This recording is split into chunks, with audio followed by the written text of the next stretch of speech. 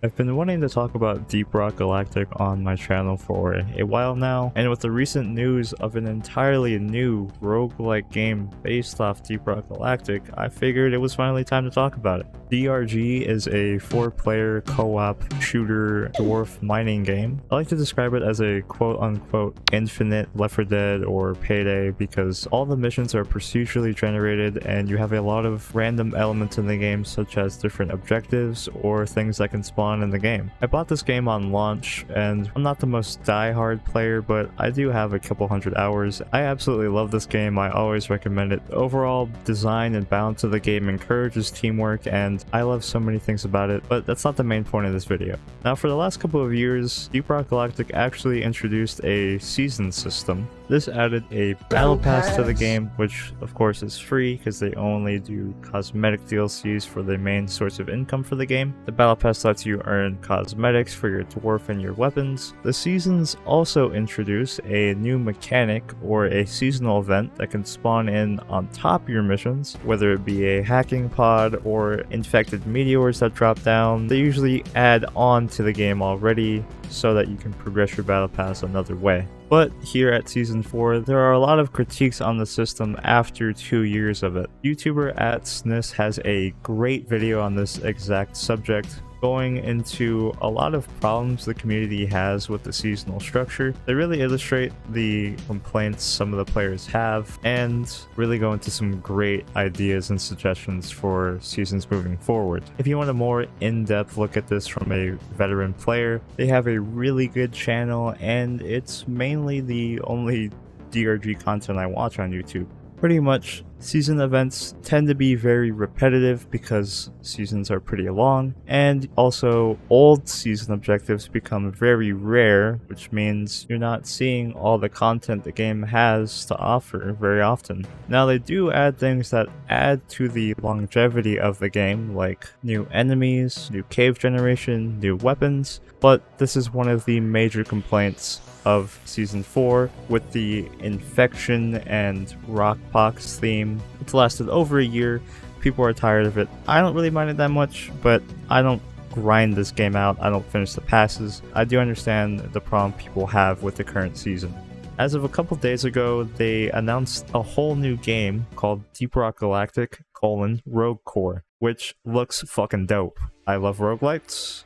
I love Deep Rock Galactic. This sounds perfect to me. It's being announced as an open development process, which they're showing pre-alpha screenshots. They're going to be doing constant updates and taking suggestions from players in the community. And apparently this is something they did with Deep Rock Galactic, and that game popped off. So I'm very excited for this game. From what I've seen, it just sounds really, really cool. It's still a first-person game, and I'm assuming you're going to be doing mining and shit. I think they're definitely going to build on the Deep Rock Galactic lore. I think it's really cool that it's under the DRG umbrella. They've stated that the concepts for Rogue Core started as a game mode for Deep Rock Galactic, but the idea got so big that they wanted to make it into its own game, which I think that's just sick. I'm assuming that this game will be reusing assets or maybe other mechanics from Deep Rock Galactic, and reusing assets is something that a lot more studios need to be doing.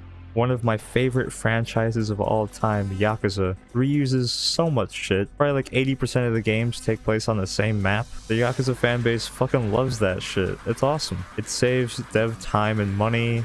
You have players who feel nostalgic for older games when they see older movesets, or it's kind of like an Easter egg in some ways. I really love how that fanbase views the reusing of assets. It's something that's not really that big of a deal, and it makes a lot of sense. So the fact that this game is seemingly built on a lot of the basis of Deep Rock Galactic, I think is a great start, because we all love that game already. It isn't going to launch until November of next year, so we got a while to go, but I'm definitely looking forward to this. Now, unfortunately, with the announcement of this game, they had to delay the current Deep Rock Galactic season to next year, June, which is very, very far away. These seasons are usually 6 to 8 months, and I think this delay makes it over a year. And of course, A lot of the fans are a bit disappointed. People are understandably pretty tired of the current event and are actually asking for them to just straight up end the season or lower the current Rockpox spawn rate.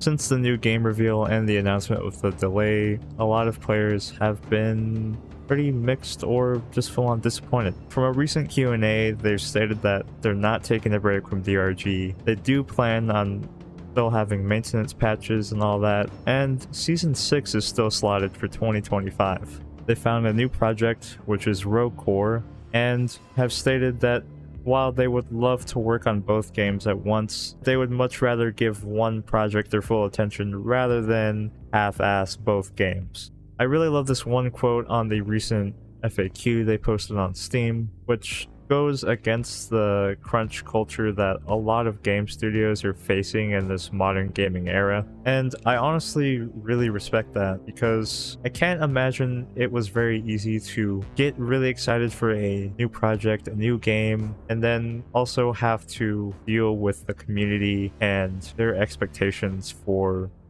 Deep Rock Galactic seasons. Because unfortunately, when they added this kind of battle pass or seasons to this game, it does set a player expectation that they will be getting fed content at certain times through the year, and they're always expecting more and more and more. The game has only grown more successful over time. I can definitely imagine that their player base has outgrown the size of their studio. It's kind of a great problem to have, to be really successful, but they also have to knowingly disappoint their fans while they switch over to focusing on a new project. And don't get me wrong, I'm definitely disappointed as well, but it brought me back to this topic that I've been really thinking about this last year. I covered it in, I believe, my AAA game video from a few months ago.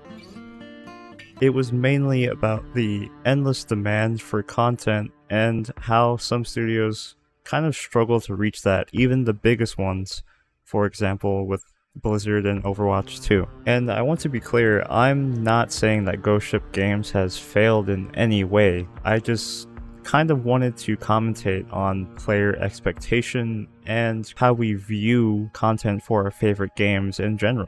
Polished and passionate projects like these take a lot of time, especially if they're trying to do it in a sustainable way, which I really respect. A lot of the Reddit posts I saw right after this announcement really made me realize that a lot of gamers, including myself, are pretty entitled coming from a content standpoint. Like, even this situation specifically, we just got a whole ass new game announced, and people are understandably upset that the old game is not going to have as much attention. Honestly, on a brighter note, it's great that an indie studio can have this kind of flexibility with their audience, and it's not the end of the world, you know? Another indie developer, Supergiant Games, also has an anti-crunch policy which really allows them to be creative and take their time. I mean, Hades won so many goddamn awards. It's just obvious the quality that comes from that kind of culture. The devs have stated in their FAQ that they're not done with Deep Rock. They still have plenty of ideas for more content and seasons for the game. It's just an issue of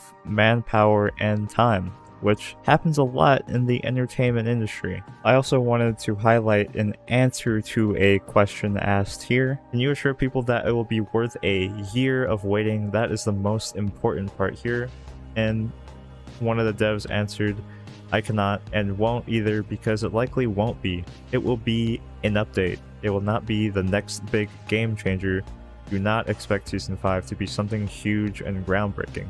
This is a blunt answer, but it's real, and it sets player expectations, which is very important for communication that a lot of communities don't even get at all. Deep Rock Galactic is a finished product through and through. A lot of the updates since then have been gravy on top. The demand for content from gamers has only increased over the years. I think it's created a lot of unhealthy expectations for video games in general. Now, of course, if you're paying into a game like yearly COD releases or maybe 3 or 4 battle passes for something like Fortnite, I do understand that entitlement a lot more because, you know, you're given the money, you should get some shit back. That's the whole concept of live service. Yes, good job, I did it. Deep Rock is an outlier because it's a one-time purchase and everything else is free. The entire game, the battle passes, there's optional DLC, but it's optional. Our current era of entertainment is always focused on pumping out more and more and more. I think it's worthwhile to kind of step back every once in a while and, at the very least, think about your media consumption, how it's even created in the first place, and maybe even your relationship with it. You know, variety is the spice of life. I love gaming. I got my gamer license right here, but there has been multiple times in my life where I have thought about maybe I'm playing too many games, or maybe I'm sitting too much all day. I probably still do both of those too much, but I still have other hobbies that I have interest in and I'm always learning from. So it's just important to think about. I'm just fucking all over the place, okay? This was a gamer video and it turned into a life video, and I don't know how that happened. I got a bit rambly there. I usually yip and yap a bunch on these kind of commentary videos, but hopefully you got some kind of insight from that. I don't really fucking know if you did or would. I love Deep Rock, and I thought this situation was interesting, so I wanted to talk about it. If you want to see or hear me talk about other games or other topics, please subscribe and check my videos out, man. I am underrated on God, on Lord. But yeah, hope you enjoy the video. Have a good day. See ya.